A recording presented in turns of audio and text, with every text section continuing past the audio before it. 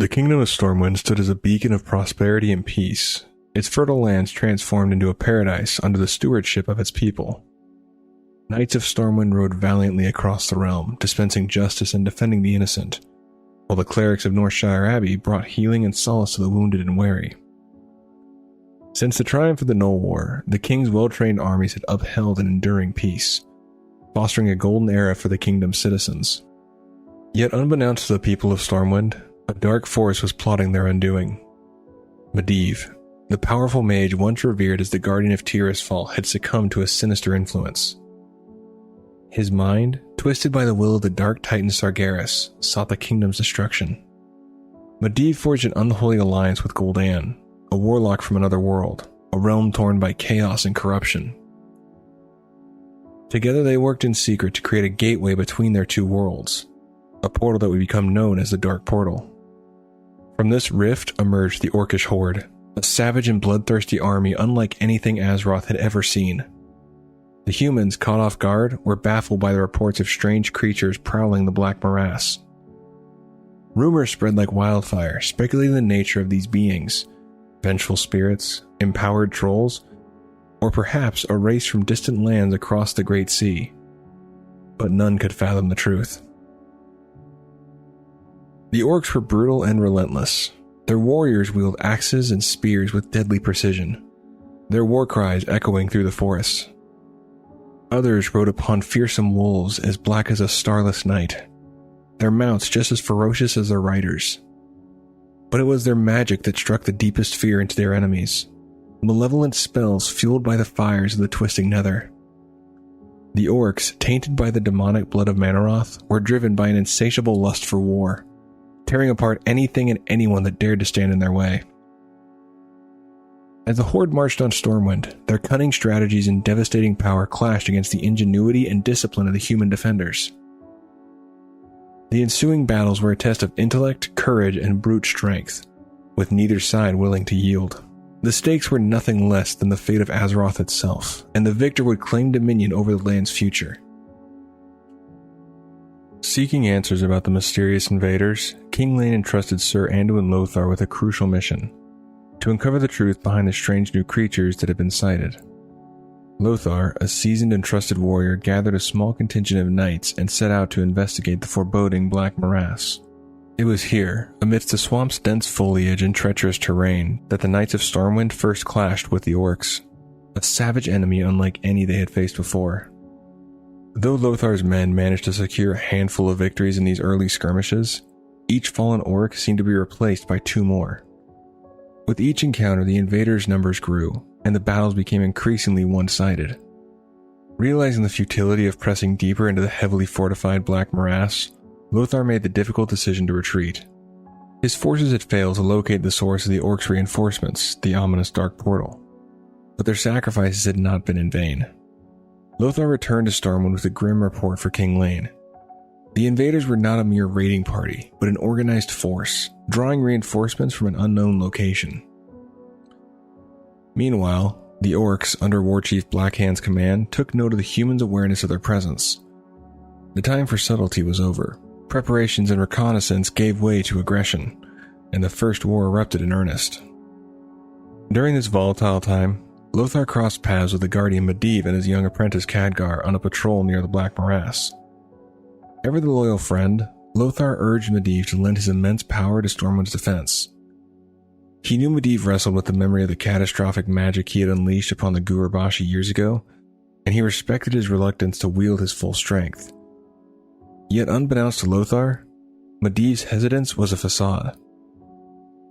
Corrupted by the malevolent influence of Sargeras, Medivh sought to stall the kingdom's efforts, allowing the invaders to grow stronger. During their brief time together, Lothar confided in Khadgar, recounting Medivh's troubled past and imploring the young mage to act not just as an apprentice, but as a caretaker.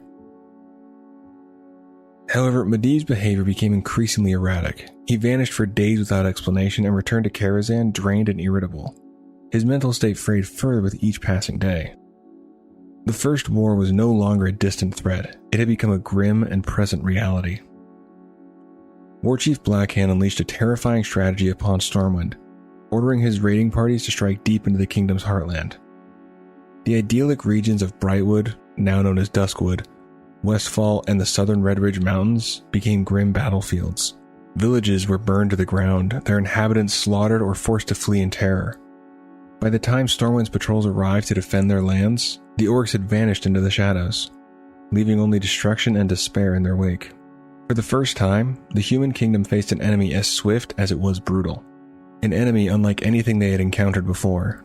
Amid this chaos, King Lane turned to his most trusted general, Anduin Lothar, bestowing upon him the title of King's Champion, the highest military honor in Stormwind. Lothar, a brilliant tactician, sought to turn the orcs' own mobility against them. He studied the raiders' patterns, predicting their movements and setting ambushes along their retreat routes. Aiding him in this effort was the steadfast knight Gavinrad the Dire, whom Lothar entrusted with commanding large contingents of troops. In a series of decisive strikes, Lothar's forces dismantled several orc raiding parties. In some cases, small units of knights overwhelmed entire bands of orcs without suffering a single casualty. The Horde, initially so confident in its supremacy, soon came to see the humans as an adversary to be feared, a foe that matched their ferocity with cunning. Recognizing the scale of the threat, King Lane sent urgent messengers to the other human kingdoms, warning of the mysterious green-skinned invaders. Yet the pleas fell on deaf ears. Stormwind's isolationist policies of the past, once a point of pride, now cast a long shadow. Many neighboring nations saw the kingdom's self-reliance as arrogance and dismissed its cries for aid. Even Lordaeron, the most likely ally, offered only empty words of encouragement. Adding to the kingdom's woes, Deathwing, masquerading as a Stormwind noble named Davil Prestor, spread deliberate misinformation. He mocked King Lane's warnings, dismissing the orcs as nothing more than rebels within Stormwind's own borders. His deceitful influence ensured that no help would come from the north. As the Horde's war machine continued to ravage the land, Stormwind stood isolated, fighting not just for survival, but for the hope that their defiance might one day inspire others. Lothar and his knights, undeterred by the lack of allies, pressed on, determined to hold the line against an overwhelming foe. The battle for Stormwind had only begun, and the kingdom's resolve would be tested like never before. While the bulk of the Horde's forces clashed with the armies of Stormwind, Chieftain Kilrog Deadeye and his Bleeding Hollow clan turned their attention southward.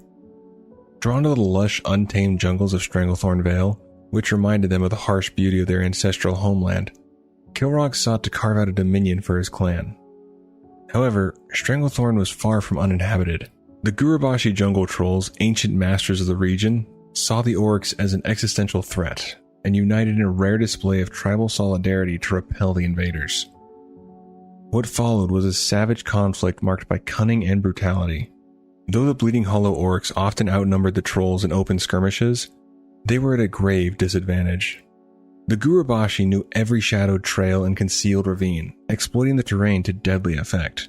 They lured the orcs deeper into the dense jungle, ceding ground only to unleash devastating ambushes that left scores of orcs dead. Despite their ferocity, the Bleeding Hollow suffered horrific losses, their strength whittled away by the trolls' relentless guerrilla tactics. When word of the mounting casualties reached War Chief Blackhand, his patience ran dry, deeming the Stranglethorn campaign a needless drain on his forces. He commanded Kilrog to abandon the jungle and rejoin the war against the humans. The trolls, he decided, would be dealt with another day.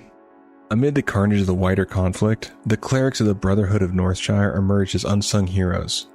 These devoted healers, armed with little more than their faith and the light of their magic, ventured fearlessly onto battlefields to aid the wounded. In the past, the Brotherhood's willingness to treat gnolls and trolls had occasionally granted them immunity from harm during conflicts. But with the orcs, there was no such reprieve. Once the Horde learned of the cleric's ability, they became prime targets. Orc warriors ruthlessly hunted them down, slaughtering the unarmed healers without mercy. Despite this, the clerics refused to abandon their sacred duty. Their bravery, often paid for in blood, became the stuff of legend among Stormwind's soldiers. Elsewhere, War Chief Blackhand faced a different kind of problem within his own ranks. The Twilight's Hammer clan, notorious for its defiance and erratic behavior, had become a thorn in his side. Many clan members disregarded orders, and some vanished entirely, drawn to unknown fates. Blackhand considered wiping out the insubordinate clan to set an example. However, an unlikely figure stepped forward to offer a solution: Cho'Gall. the mysterious and power-hungry ogre mage, acting as the Twilight Hammer's de facto leader. Cho'Gall proposed that he officially take control of the clan and bring it to heel. Blackhand reluctantly agreed, and to his surprise, the clan's discipline improved almost immediately. Under Cho'Gall's command, the Twilight's Hammer became an effective and obedient force. Yet their transformation was far from genuine. Cho'Gall had tapped into the clan's obsession with dark energies, channeling the whispers of the old gods that grew louder in Azeroth's shadowed corners. To his followers, Cho'Gall preached that the Hour of Twilight, the apocalyptic event foretold by their masters, was drawing near and that the Horde's victory was essential to its arrival. Until that time, he urged them to maintain their facade of loyalty to Blackhand, while secretly serving a darker agenda. Thus, as the fires of war spread across Azeroth, alliances formed, fractured, and conspired in the shadows. The stage was set not just for a clash of armies, but for the unfolding of plans far more insidious, where every player, knowingly or not, was a piece on the board of an ancient and malevolent game. 3 years after the Dark Portal's ominous opening, the Orcish Horde had left Stormwind's countryside in ruins. Farms were scorched, villages destroyed, and bustling trade houses reduced to ash. The kingdom's economy, once thriving, was in tatters. Worse still, the destruction of critical food supplies and the Horde's control over fertile lands threatened a grim future for Stormwind City itself, which faced the prospect of famine within months. Seizing on this advantage, Warchief Blackhand devised a bold strategy. The Horde would march north to claim the Red Ridge Mountains, using them as a staging ground for a direct assault on Stormwind. Confident in their superiority, the Horde advanced into the Red Ridge foothills with minimal resistance. To them, it seemed the humans were too broken to mount a defense before the Horde reached the city's gates. This belief played perfectly into the hands of Commander Anduin Lothar, who had carefully orchestrated their complacency. When an orc raiding party led by Blackhand himself ventured deeper into the Red Ridge Mountains, aiming to capture the town of Lakeshire, Lothar sprang his trap. Without warning, his knights thundered down the slopes, encircling the orcs in a breathtakingly swift and devastating ambush. The raiders, though fierce, were overwhelmed by the suddenness and precision of the attack. Nearly all of them fell beneath the blades of Lothar's forces. In the heat of battle, Lothar came perilously close to slaying Blackhand, but 2 Shadow Council warlocks accompanying the war chief intervened. Their fellfire turned the tide just enough to force Lothar to retreat. Though Blackhand survived, the encounter left him humiliated. His close brush with death gnawed at his pride, and his fury turned toward the Shadow Council warlocks who had saved him. Blaming them for failing to detect the ambush, he executed the 2 spellcasters on the spot, an act of rage that deeply angered Gul'dan. The loss of his subordinates, already limited in number, was a blow to the Shadow Council's influence, sowing seeds of tension within the Horde's leadership. Despite the Horde's initial setback, they returned weeks later with a larger force. This time, they crushed the human defenders and seized Lakeshire along with its surrounding lands. While Blackhand had claimed his prize, the cost of his hubris and the brewing discord within his ranks hinted at cracks forming beneath the Horde's seemingly unstoppable advance. For both sides, the battle for Azeroth was only growing more dangerous and unpredictable. With Brightwood, Westfall, and the Red Ridge Mountains already under Horde control, the Orcs turned their attention to the heart of the Kingdom of Stormwind, its capital, Stormwind City. Thousands of Horde soldiers marched relentlessly through Elwynn Forest, their numbers so vast they encircled the city, cutting off all access except by sea. Warchief Blackhand entrusted the assault to 2 of his fiercest lieutenants, Kilrog Deadeye of the Bleeding Hollow clan and Cho'Gall of the Twilight's Hammer. Together, they prepared to deliver what they believed would be the final blow. Throughout the night, the Horde siege engines hurled boulders and flaming projectiles at Stormwind's walls, shaking the city to its core. As dawn broke, Kilrog and Cho'Gall launched their assault. Orc warriors surged toward the battlements in waves, while warlocks unleashed torrents of fellfire, engulfing Stormwind's defenders in a blaze of chaos. The city's soldiers fought valiantly, but their losses were devastating. By midday, it seemed inevitable that Stormwind would fall. Then, a sudden clamor rose from the Horde's rear lines. Shouts of alarm and the clash of steel echoed through the forest as the unexpected unfolded. Commander Anduin Lothar and the majority of Stormwind's knights had arrived, attacking the Horde from behind. In a daring maneuver, Lothar had transported his forces by sea, landing them beyond the Horde's encirclement. Now, they charged through Elwyn Forest, catching the orc rearguard completely unprepared. The battlefield erupted into chaos as Kilrogg and Cho'Gall scrambled to reposition their forces. Stormwind's great gates swung open. Fresh waves of soldiers poured out, launching a devastating counterattack. With Lothar's knights hammering the rear and Stormwind's forces pressing the front, the horde was utterly outflanked. Orcs fell by the hundreds, their ranks thrown into disarray. Facing mounting casualties and with no room to regroup, Kilrogg and Cho'Gall had no choice but to order a retreat. What was intended to be the horde's moment of triumph became their greatest disaster.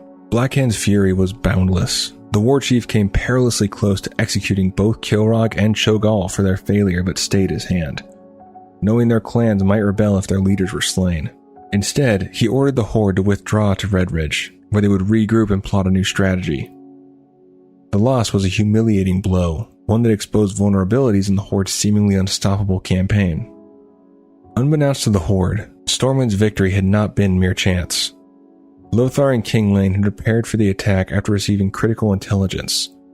Khadgar, the young apprentice of Medivh, had uncovered the horde's battle plans through Garona, the half-orc spy whose loyalties wavered between her people and her human allies. Armed with this knowledge, Lothar and his forces had turned what should have been the kingdom's darkest hour into a moment of defiance that would echo through history. The horde's retreat gave Stormwind a fleeting reprieve, but the war was far from over.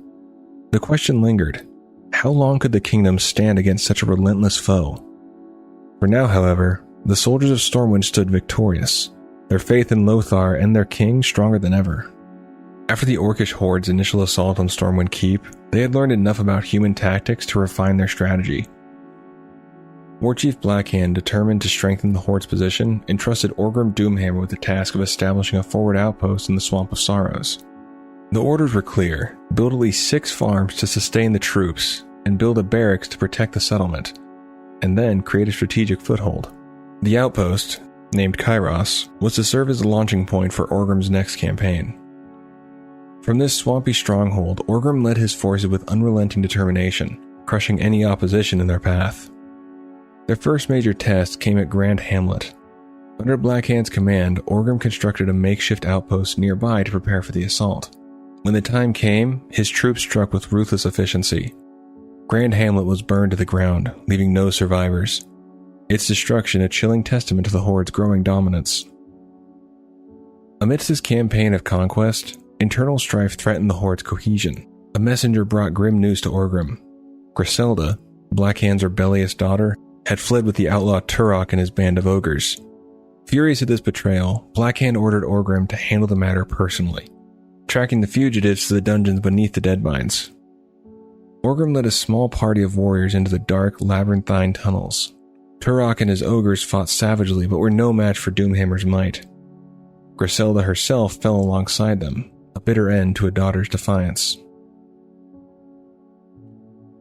Upon returning from the Deadmines, Orgrim was met with yet another crisis. Scouts reported that a newly established outpost near Redridge Mountains was under siege by human forces. With no time to waste, Orgrim dispatched raiders to reinforce the position. Together, they drove back the attackers and secured the outpost. But Orgrim's work was far from over. Determined to root out the source of the human assault, he ordered his troops to scour the surrounding area. When they located the enemy encampment, Orgrim led a decisive attack, utterly annihilating it and ensuring the threat was permanently extinguished. Blackhand, ever ambitious, had grander plans for his forces. He ordered Orgrim to lead an army to Sunnyglade, a prosperous human town known for its mage tower. The war chief sought to plunder the tower's secrets and learn how the humans wielded magic. Sunnyglade's citizens, complacent in their prosperity, were unprepared for the horde's ferocity. The town's defenders crumbled, their armies shattered before the might of Doomhammer's forces. True to Blackhand's instructions, the mage tower was spared from destruction, left standing as a potential treasure trove of arcane knowledge. Through ruthless conquest and unwavering discipline, Orgrim Doomhammer continued to carve a path of destruction across the lands of men. Yet with each victory the stakes grew higher, and the horde's hunger for domination burned ever brighter. It was clear that their ambition stretched far beyond mere conquest. They sought to reshape the very world in their image. The Kingdom of Stormwind was desperate for a resolution to the relentless orcish onslaught. so they sent emissaries to parley with the Horde. Yet, if any returned, it was only in gruesome fragments. A stark message that the orcs had no interest in diplomacy. The mages of Stormwind turned to the esteemed Kirin Tor of Dalaran, seeking their aid against the growing threat. But the Kirin Tor dismissed the orcs as little more than a minor local nuisance, unwilling to divert their resources to a seemingly distant problem. Amid this turmoil, King Lane sought to test the mettle of one of his most trusted champions, the Defender of the Crown. He appointed this figure as regent over a small parcel of land, a test not only of leadership but of foresight and strategy. Under the Defender's stewardship, the town was transformed into a thriving farming center, with 6 new farms established to bolster food supplies for Stormwind's beleaguered troops. Recognizing the danger of orc patrols reported nearby, the Defender also oversaw the construction of a barracks to protect the settlement. The patrols, though few in number, were swiftly eradicated by the Defender's forces, securing the region for the time being. The peace did not last. Spies soon reported troubling news. The orcs near Grand Hamlet were assembling a formidable army, their sights set on the town. Responding to the threat, King Lane dispatched the Defender of the Crown, accompanied by a small detachment of troops, to rally the townsfolk and prepare for the looming battle. Through sheer determination and inspiring leadership, the Defender managed to unite the people of Grand Hamlet into a capable militia. When the Horde's forces arrived, they were met with fierce resistance. Against all odds, the town was saved, and Black Hand's raiding parties were decisively routed. With Grand Hamlet secured, the focus shifted to ensuring lasting peace in the region. The Defender of the Crown identified the source of the Orcish threat, the outpost of Kairos, the staging ground for the Horde's final assault. Determined to eliminate this stronghold, the Defender established a small encampment near the outpost, gathering troops for a decisive strike. When the time came, they marched on Kairos with unwavering resolve. The battle was hard fought, but under the Defender's command, the Orcish outpost was utterly destroyed, leaving the Horde in disarray. Through bravery and strategic acumen, the Defender of the Crown had not only saved Grand Hamlet, but dealt a critical blow to the Horde's operations in the area. Yet even as the dust settled, there was an unspoken understanding that the war was far from over. It had been nearly 20 months since Sir Anduin Lothar, the King's champion, had led an ill-fated expedition into the Dead Mines in search of the legendary Tome of Divinity. No word had been heard from him or his companions since, and many believed them lost forever. That is, until the abbot of Northshire Abbey claimed to have seen a vision of Lothar, battered and desperate, pleading for aid. The vision stirred King Lane into action, determined to rescue his most trusted warrior. The king sent the Defender of the Crown along with a band of seasoned warriors and skilled healers into the depths of the Dead Mines to uncover Lothar's fate. The mines were a perilous labyrinth crawling with ogres, but the Defender of the Crown led the group with courage and precision, cutting a bloody swath through the monstrous ranks. Deep within the twisting tunnels, they found Sir Anduin Lothar and several members of his expedition, gravely wounded but alive. The healers worked swiftly, mending their injuries on the spot. Though weakened, Lothar was revived and soon returned to his duties as the king's champion, his survival a beacon of hope for the kingdom. Not long after, King Lane bolstered the Defender of the Crown's efforts to rid Elwyn Forest of the Horde's dark influence. A contingent of knights was assigned to his command, establishing a forward outpost at the forest's southeastern edge. From there, they launched an assault on a nearby orc encampment. The Orcish warriors were crushed, and their defeat secured a vital foothold in the borderlands, strengthening Stormwind's defenses against further incursions. The Defender's next mission came swiftly. Northshire Abbey, a sacred haven, had come under siege not by orcs, but by misguided human warriors manipulated by enemy agents to rebel against the crown. The Defender, now reinforced by a platoon of knights, rallied his forces and arrived just in time to save the abbey's monks. Having driven off the attackers, the Defender pressed onward, tracking the rebellion to its source. In a decisive battle, the rebel stronghold was obliterated, restoring peace to the region. Meanwhile, grim news arrived from Sunnyglade. The town had fallen completely to the Horde, its surviving citizens enslaved and taken to a hidden compound deep in Orcish territory. Scouts confirmed that the prisoners were concentrated in one location, and a path for their escape could only be created by destroying a fortified enclosure. Without hesitation, the Defender of the Crown led a detachment of warriors into the heart of the enemy's camp. They crushed the Orcish forces and dismantled the enclosure, freeing the enslaved citizens of Sunnyglade. With the townsfolk liberated, efforts to rebuild Sunnyglade began in earnest, a testament to the resilience of Stormwind's people. Yet even as the kingdom celebrated its hard-won victories, the shadow of war loomed ever larger, and the defender of the crown knew that many battles still lay ahead. Each victory was a step forward, but the road to peace remained long and perilous. After the devastating fall of Sunnyglade, the orcs had mastered their newly acquired magic, harnessing its destructive power to fuel their campaign of conquest. Emboldened by this newfound strength, they prepared to wipe out the last vestiges of human resistance in the nearby lands. South of Orgrim Doomhammer's encampment lay two key outposts of the Kingdom of Stormwind, vital to the defense of the realm. Orcish scouts, after carefully surveying the area, devised a strategy. Hold back the human forces at their bridges, bottling them up while bolstering the Horde's ranks for an overwhelming assault. Once their forces were primed, the Horde struck with brutal precision. The outposts were obliterated, and every human defender was cut down, leaving the southern reaches in flames. The triumph in northern Elwyn Forest further fueled Orgrim's ambitions. It became clear to him that one decisive blow could shatter the Kingdom of Stormwind, paving the way for total domination. His spies uncovered critical intelligence, a training encampment near the kingdom's heart, where knights and soldiers honed their skills. The humans, unaware of the Horde's proximity, were unprepared for what came next. Orgrim's forces descended upon the encampment in a ferocious surprise attack, slaughtering everyone and reducing the site to smoldering ruins. With the destruction of this vital stronghold, the kingdom's military strength was significantly weakened, leaving them vulnerable to the Horde's relentless advance. The path to Stormwind Keep, King Lane's seat of power, now lay open. Only two settlements stood between the Orcish Horde and the capital, the twin cities of Goldshire and Moonbrook. These bustling hubs were lifelines for the kingdom, connecting the people to their king. Orgrim, understanding their strategic importance, ordered their complete and utter destruction. The Horde marched upon the twin cities, their war cries echoing through the land. The battles were fierce and bloody, but the Horde's might was unstoppable.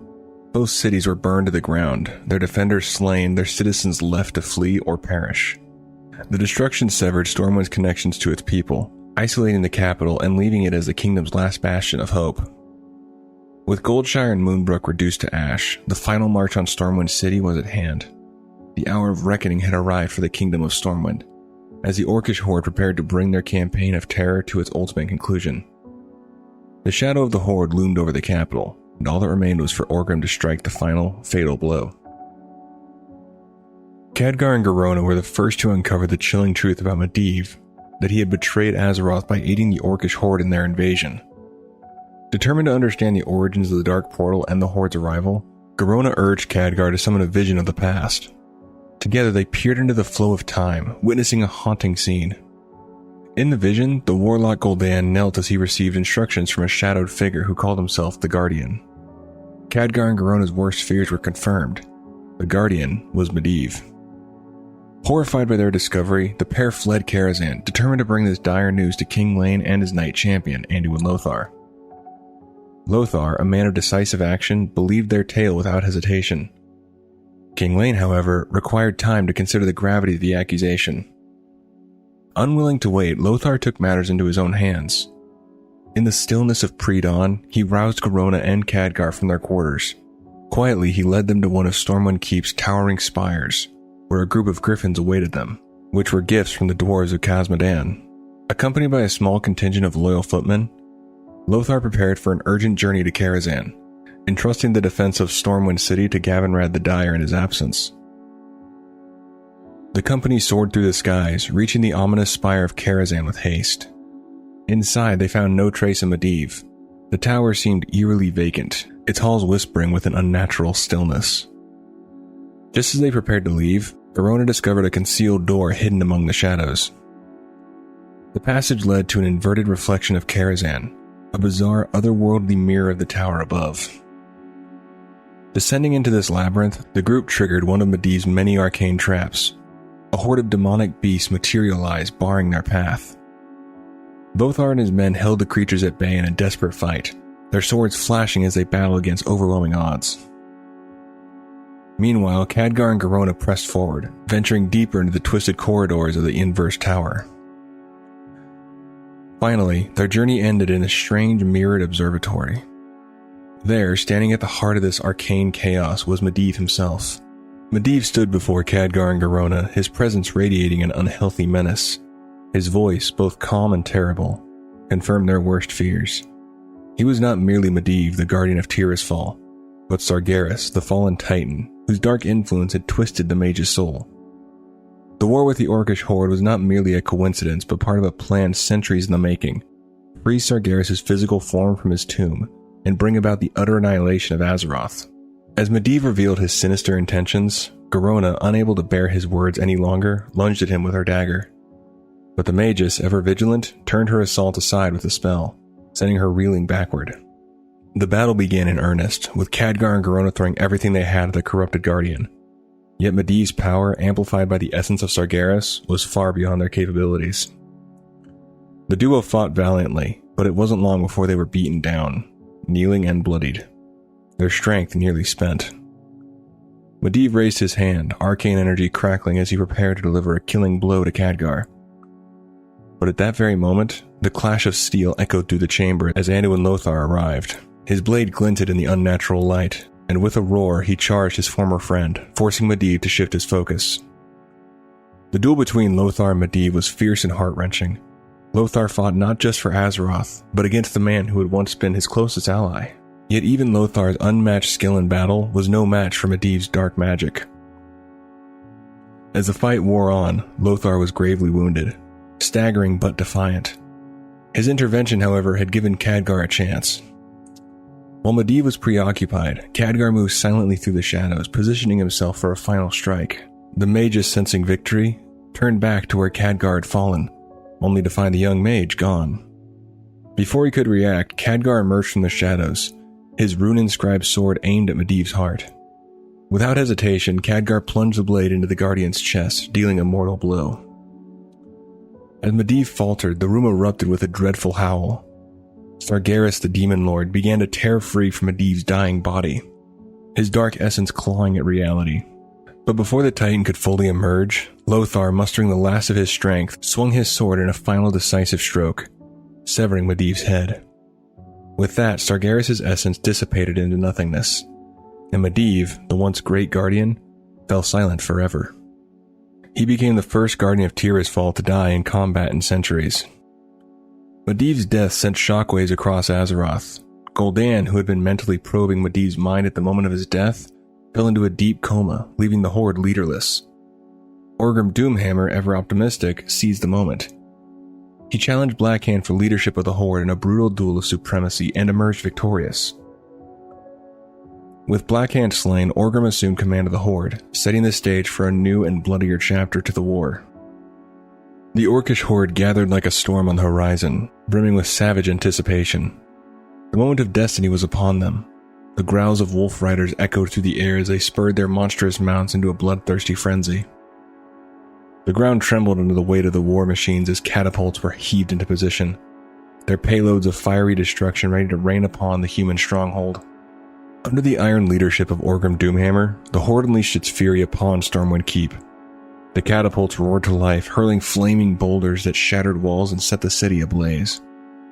The bulk of the horde surged forward like a relentless tide, hammering the main gate, while the ruthless Blackrock clan stormed the eastern wall, their war cries piercing the night. Within moments, the grand halls of Stormwind were illuminated by the flickering flames of destruction, shadows writhing on the stone walls as if the keep itself were alive with despair. Inside, the militia scrambled to combat the inferno, their strength stretched thin as they fought to save their home. Yet even as the defenders struggled, a darker deed was unfolding within the keep. Garona, the half-orc emissary, moved silently through the chaos. Due to Medivh's mind games and Gul'dan's lingering hold on her mind, she was compelled to follow the orders set out by the Shadow Council. She sought out King Lane. Her mission was clear. As long as a strong heart sat on Stormwind's throne, the resolve of the people would not waver. Under the pretense of delivering her report, Garona struck. With swift precision, she assassinated King Lane, silencing the heart of the kingdom. But she was unaware that Varian had witnessed her murder his father. But while Varian wanted revenge, he couldn't understand why Garona had tears streaming down her face as she committed the act. She had grown to see King Lane as a friend, but couldn't stop herself from killing him. The light in his eyes faded as the blow landed. The spirit of Stormwind's defenders was extinguished. Word of the king's death spread like wildfire, and the morale of the soldiers crumbled. Without their steadfast leader, the men faltered, and the tide of the Horde became unstoppable. As dawn broke over the smoldering ruins, Stormwind Keep lay in the hands of the Orcish Horde. The once proud city had fallen, and its defenders were scattered or slain. The death of King Lane marked the end of an era for the Kingdom of Stormwind, and the Horde's victory heralded the beginning of a dark chapter for Azeroth. Yet even in the shadow of defeat, whispers of defiance lingered, seeds of hope that would one day rise from the ashes of despair. And that's going to do it for this one. With all that said, hopefully you did enjoy.